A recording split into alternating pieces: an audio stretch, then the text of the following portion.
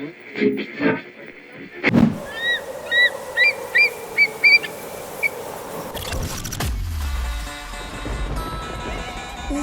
olumaphiko olugula amaphiko kwaye kwaphephezela omiyane inyoni nobuciko nomnyunyo edweleni isivinini emafini icula ingoma emnandi yayahlukanisa unyaka omusha omdala inyoni enezigidigidi zabalandeli abayilandelayo zamemeza sezidololozela sathi siyayazi le nyoni yayiculela okhokho bethu abanye abathule isibongo sokhozi FM sisibhalelwe isidadada sothu ukhozi FM luhamba phambili.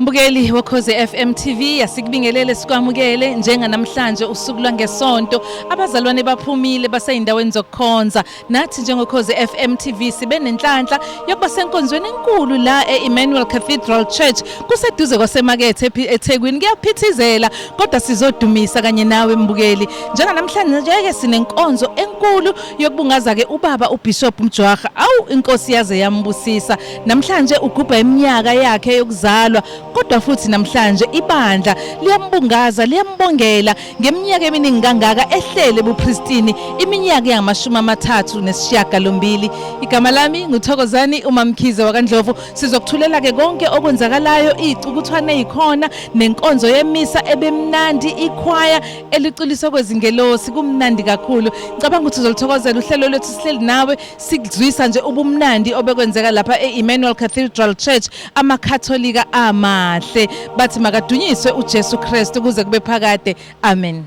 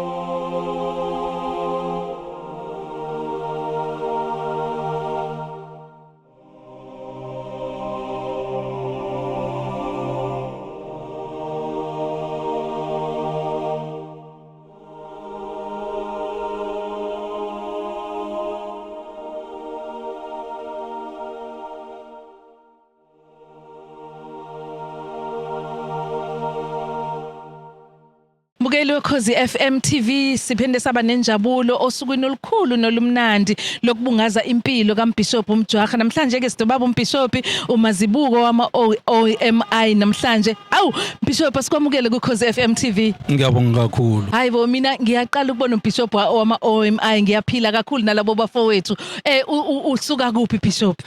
Ngokuzalwa ngizalwa Escort Eloscope kwaVala.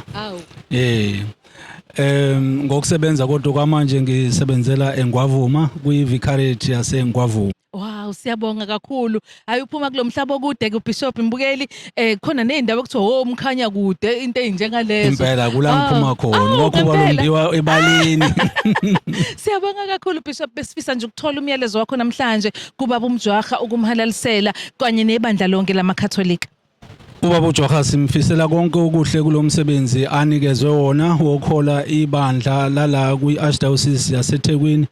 Siyazi futhi ukuthi ubambe iqhaza elikhulu eindaweni eziningi noma ebuholini obuningi kwi-Bishop Conference yethu yase South Africa, kanti futhi ungophethe i-Metro province yebandla lethu la njengoba umholi we-Archdiocese.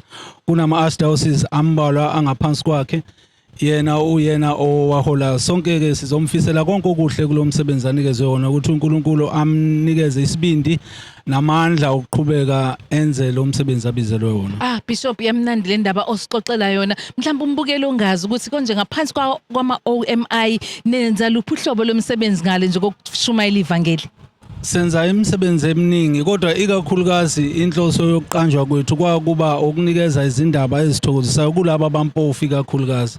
Kodwa ke bese senza izinto eziningi zokulekelela labo abampofu kuba bazizwe nabo bayabantu abamukelekile, bazizwe bayabantu abayingxenye yomphakathi. So sizithole ikakhulukazi sisebenza ema-parishin, sisebenza ezikoleni, sisebenza nalabo bantu abampofu ezindaweni eziningi ezahlukahlukene. Baba Masibuko, siyabonga kakhulu baba ukwazi ukuthi kanti ivangeli aligcine epulpit, ivangeli lithi alihambe liye emiphakathini, liye ebantwini abalidingayo. Sibonga kakhulu ngesikhathi sakho, sifisela sengathi nawe uSimakade angagcina kukhulisa ngelanga nawe sikubone mhlawumbe usubungaza leminyaka emingaka. Siyabonga kakhulu. Siyabonga.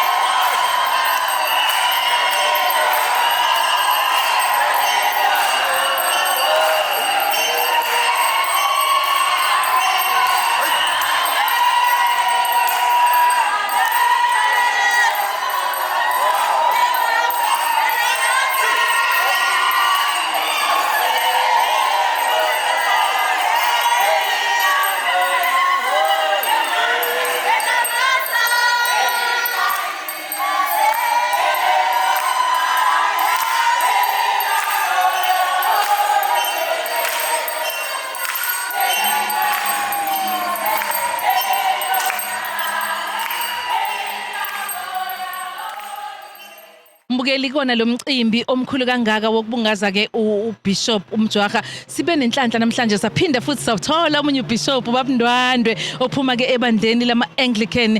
Babundwandwe sikwamukele namhlanje kuKhosi FM TV. Ngithokoza kakhulu. Hayibo, yamnandi indaba, ngijabule kabi senginibona nomama nisika ikhekhe lapha noBishop kathi hawu nazi ihlobo ezazanayo. Nazana la kuphi emsebenzini wenkosi? No Archbishop. Yebo. Sazane njoba sibuye kule minyaka emibili emithathu njoba nami ngibuye kwiDiocese ngibuya kwaseMthatha, sahlangana naye lapha. Sasibuye sihlanganiswa yenye into yokuthi sobabili simenywa yena uPapa, nami ngimenywa uArchbishop of Canterbury. Safike phambili lena sa-commissionwa together. Hayibo. Ngakho ke singabantu esicommissionwe uPapa no-Archbishop of Canterbury kuba sibambisane kusebenzeni kwethu. Indaba ezimnandi. Ubudlelwane bethu ke bulapho kakhulu ukuthi singabantu esesifana nama-twins. Yebo. Indaba ezimnandi. Umbukeli obukayo ekhaya uyayimangaza uthi hey abaBishop kanti nabo nibuye nisebenze nihambe nangaphandle kwamazwe niyomela amabandla nimele nezwe lase South Africa. Kunjalo. Kwaxoxwa ziphi indaba?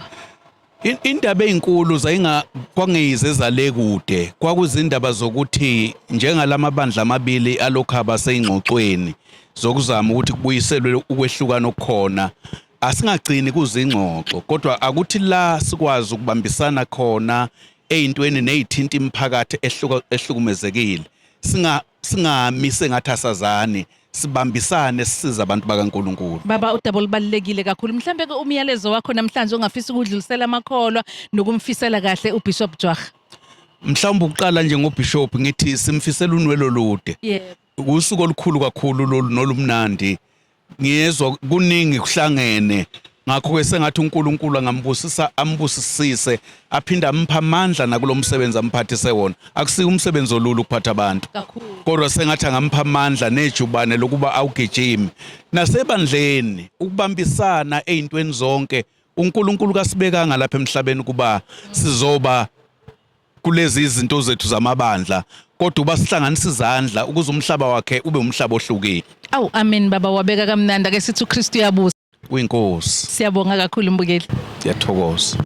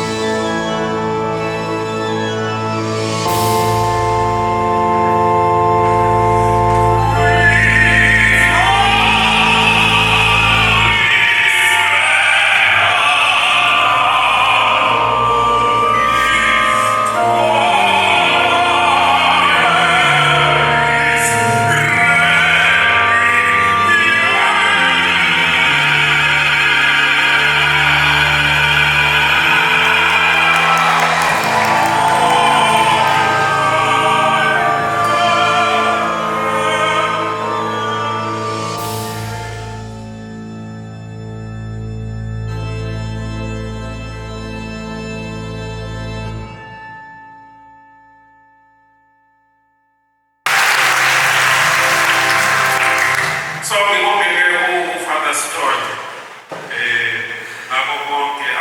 He's such a great organizer. So in the Father story, please don't exaggerate because next year I will be 10 years a priest and that is celebrated by the whole diocese. So I said, no, please, no, don't make it too big. But the way he has done it, it's so big. So thank you very much. No, you, Father Stoller, and your assistant, Father Sharp. So ngibonge nje bonke abapriest abakhona, amadikini, yindela. So namanovisi amaningi kangaka aphume eMarangeni. And into engithandayo ukuthi they all come from different countries. Now they are here for the first time to see how we do our celebrations in South Africa. So thank you very, very much. I can tell you that I will always pray for all of you. And if I pray, God does listen to me.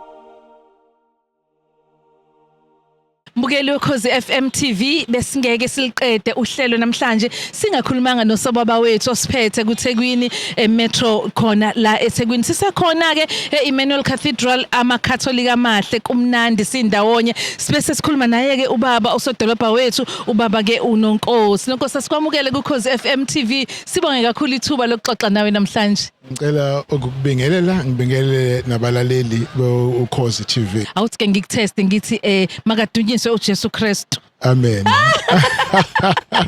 Sibonga kakhulu baba uXaba ngenxa yokuthi nje sikubonile la enkonzweni ebiphakeme kakhulu yokubongela uArchbishop. Umyalezo wakho kuyena namhlanje nasebandleni lonke belikhona uthini? Uma ube ubona eminyaka ase benayo endimeni kaNkuluNkulu. Sambonga uSomandla ukuthi usiphe umuntu onjengaye. Nomuntu olwazi usizo uthe masebeka nodaba lwakhe ukuthi uqhamuka kuphi nendawo. Wabona ukuthi uNkulunkulu umbize ukuthi athi ephuma kulomndeni ewushiya ukhala inyembezi naye ekhala inyembezi. Kodwa athi ngizolamukela ubizo lwami. Uthe eselamukela ubizo lakho lokuqala waqhubeka waphinda wabizwa futhi wanezomunye umsebenzi waphinda wabizwa umsebenzi oseke namhlanje ke esewu Archbishop walapha kwiArchdiocese yaseDurban. Sithi ke kuye siyabonga engcono uNkulunkulu usamnikeze umbize kulomsebenzi esesenawo amandla. Okusho ukuthi useneminyaka azoyinikeza leli bandla lalapha kwiArchdiocese of Durban so njoba ela endlini enkulu yama Catholic ekuthiwa iCathedral and banesibusiso kabantu bakhona and umuntu onenhliziyo enhle onothando omnandi yasuka indaba yebo meya uyazi ukukhuluma ngendaba ebalekile yomuntu okwazi ukulandela iphupho lakhe nebizelo lakhe. Ngicabanga ukuthi into ekhona emindenini yonke mhlawumbe mesingabheka mhlawumbe usikhuthaze nanjengabazali ukubheka ukuthi liyini iphupho lalomndeni liyini iphupho lalengane yami la ekhaya ukuze sikwazi ukuthi emphakathini sikwazi ukubalansisa kahle impilo mhlawumbe ngabe nobugebengu ngaba bungaka ukuba siyaba nawo lawo mathuba okubheka ukuthi amaphupho alomndeni athini. Weliqala ngokunakekela izingane zethu masayikhulisa ubona ingane ukuthi ibonala ukuthi ikhono layo lingakuphi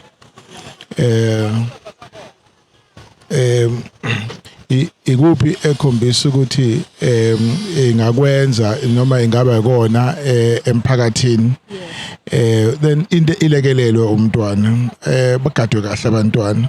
Siyazi ke abantwana ukuthi uma sebengenile esikoleni bake bafuna indlela ezimfishane and le ndlela emfishane akuyona le ezokusa empumelelweni kodwa ilende ekuyona ebonakala less traveled ekuyona ezokubeka ekuphumeleleni iloko nginga-advise abantwana bakithi kakhulu. Nonkosi yazi asesivala lento oyikhulumayo ingikhumbuza ukuthi abanye abantwana bami babekhuluma ukuthi hey la ekhaya ungahlali nje ekhaya noma usuqedile ukubhala uma wevela abuza ukuthi sekukhiwe nesikoleni ngoba uhlalelene ekhaya noma beseqedile ukubhala uhlalela ukuthi uzoplana ukwenzani njengobula. Ngakho njengabazali siyacabanga ukuthi uyasi-challenge ukuthi ake sibambe iqine nathi emakhaya noma sibanakekela kahle kodwa futhi siphinde siubeke umthetho emakhaya. Sibonge kakhulu ngesikhathi sakho sikufisela konke okuhle nakulonyaka. Ngibonga kakhulu ngibongela Ukhozi liphinde bindizele phezulu njengokujwayelekile.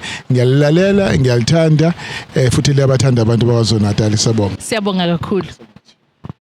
Mbukeli wekhozi FM TV khona la Emmanuel Cathedral la eThekwini. Umcimbi omuhle kakhulu wokubungaza impilo nomsebenzi kaBishop Jwagga. Namhlanje ke sibe nenhlanhla sabusiseka sibona umama wethu ekade samgcina nakulona uKhozi FM umama ke uPhumzile Mlambo Ngcuka njengoba simbona sizokhuluma naye sithi ke makadunyiswe uJesu Kristu. Amen. kuze kube phakade. Amen. Siyabonga kakhulu Mamphumzile. Siyakwamukela kuKhozi FM TV. Ngiyazi ukuthi ubukukhulume kakhulu no Lady D nangale yaminyaka nisabumba nenza konke okuhle emkhakheni yokuthuthukisa abantu besifazane. Kodwa ke namhlanje sizokhuluma ngomcimbi omuhle kangaka. Ngifisa nje umyalezo wakho kuyena ubaba uBishop nakulona ibandla lonke lamaKatholika. Well, ngifuna ukuqala ngithi congratulations ku Archbishop. Ngibonge ukuthi wakhetha le ndlela ahamba ngayo yokufundisa.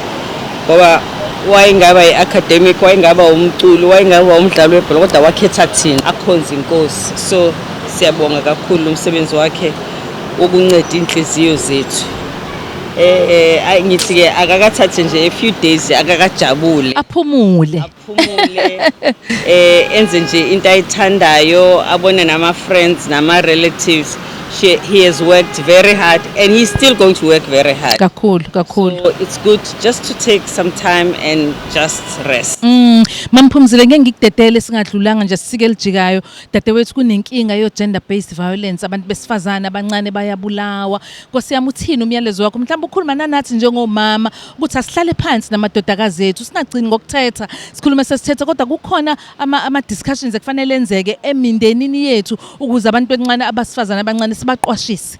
Ngifuna ukukhuluma nobaba. Okay. Nabafana nobhuti ngoba yibo laba benza lento la. Yibo abantu abane problem. If it was not for their actions, if there wasn't a perpetrator, there was not be a victim. Qinisile. So ngifuna bake bakhulume bona bodwa. Badonsane ngobubi balento esiyibonayo. Bakhuzane. Balulekane. Bazame ukuthi bathi not in our name. Omunye if each man can say ayizokwenzeka lento, the problem is over. Because we only have this problem just because we have men. Kakhulu. Because we cannot say, some say for instance I'm provoked, etc. Move away from the provocation if we are being provoked. So mina nje elami lizwi liya kubo ukuthi siyanicela kake nizame ni iphele yonke lento. Siyabonga kakhulu mama ngesikhathi sakho, sikufisela ke konke okuhle nawe nakuwona lo nyaka ka2025. Siyabonga.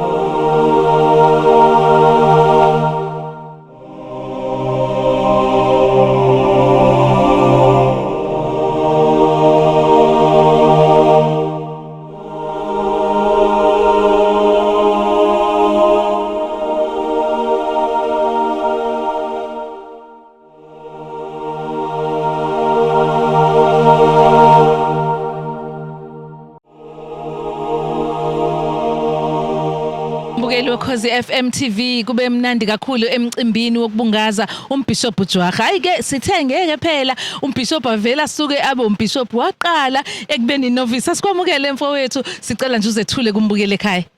Sanibonani balaleli babukeli ekhaya. Igama lami nguTalente wakwaKhumalo, ngizalwa eMzimkhulu Diocese Lozi Parish. Ngise Marian Hill where I'm doing my first studies at Marian Hill Congregation of Marian Hill Missionaries. Oh okay, wemntungo he. Awungixoxeleke mangabe ukhula ubuvela ufisa nje ukuthi ungene kulomkhakha wokuzoshumayela izwi lenkosi.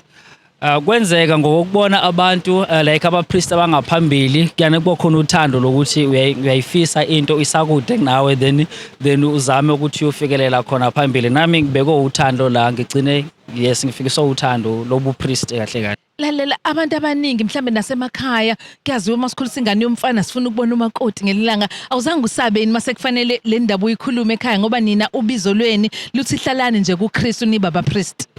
Akukho easy ke kona mangabe uzofika ekhaya ufika nendaba ekanje kubazali kuyane kubenzima kakhulu ngoba abazali yesibezeke belindele ukuthi umntwana uzohamba esikolweni abuya azokondla ekhaya avuse ekhaya asebenze kodwa ke kuyane kuba ama challenge kakhulu. Ngicabanga ukuthi nje most yaba priest or ama brother manovice lawa engenawo i-challenge nje enkulu kakhulu esibhekene nayo sabantu abafundela ubupriest. Sifisa ukusho njengokhozi FM TV nokhozi FM umsakazo ukuthi sikufisela konke okuhle sengathi ungaphumelela. Ngiyabonga kakhulu.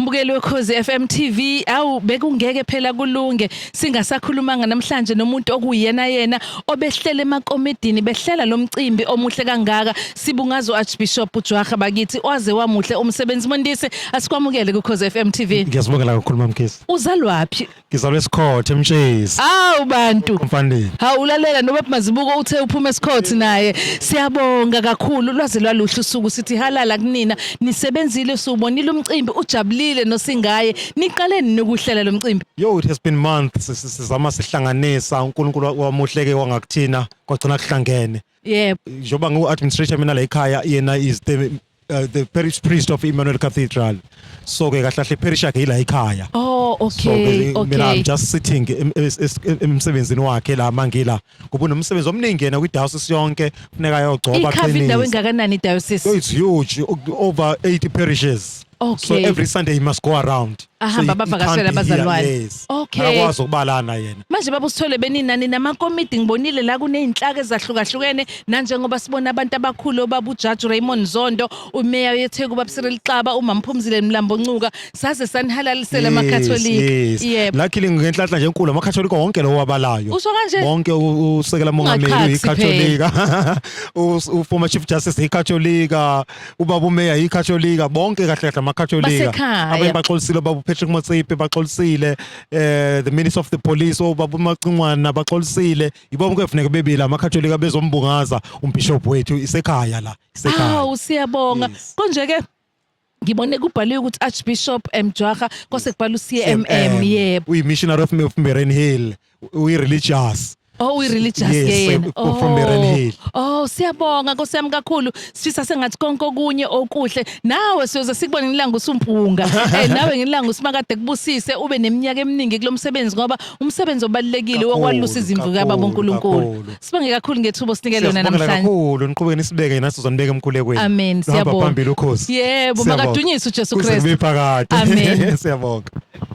Mbukeli wekhozi FM TV awukwaze kwayintokozo namhlanje kade siloku sixoxela ukuthi silapha eEmmanuel Cathedral Church amakatholika amahle namhlanje ngenxa ukuthi nje sibungaza nangu singaye eduze kwami siwukhozi FM TV sandizela phezulu sakwazi ukukhuluma naye uArchbishop weArchdiocese of Durban. Siyabonga kakhulu konje bathe bakuthakazela uthini baba?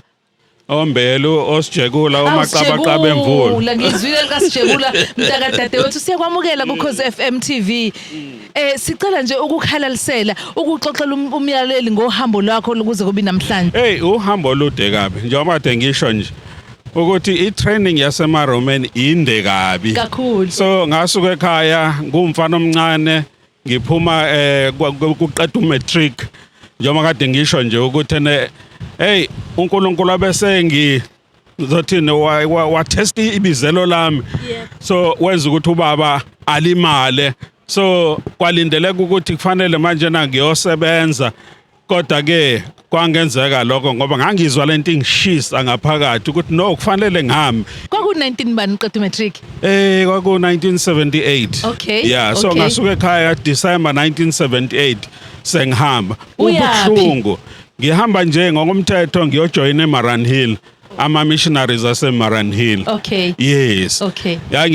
Ngiyakutshela ukuthi kwakubhlungu ngathi mengiphuma ekhaya ngabashiya beyizixongololo ekhaya ngiyazi ukuthi bayakhala kanti nakumina futhi kwakunenyembezi ngibheke emuva ngizibuza ukuthi lento lena engiyenzayo yes kanti lo nkulunkulu lona uzongcinela bona. Siyabonga siyabonga kakhulu Bishop. Yebo sizwile ukuthi babasandokulala nje akukudala kakhulu 22 and 23 benobaba babujaka Nkosi yami siyanibongela silo mndeni. Wathi mawusungena ke lapho kwakuyini isifiso sakhe esikhulu uthando lwakho kwiministry nakubizelo lwakho luyini? Yazi uNkulunkulu wenza izimangaliso. Indaba ithi kwathi umama nobaba beshade uFata ke owekhona ngaleso sikhathi ogama lakhe linguSiegfried, that's why nami ngathola lelo gama. Wathi mebashadisa wathi hayi enganeni zakho ezintathu uboziqamba lamagama wawashoke wabesethi leyo qala yoba uSiegfried ngoba uyoba umpriest. So ke ngayizwa ke lento ikhulunywa ekhaya kodwa uyazi ukuthi kwesinye isikhathi kwathi nje mase ngibona ukuthi hayi senge high school mina nganothando olukhulu lokuba imoto mechanic. Okay. Kodwa uNkulunkulu wangikhipha khona lapho. Hayi ngavele nje ngathi kade ngiyesontweni abanye omama bangimisa endleleni. Bathi wemfano wakuphi ngabatshela.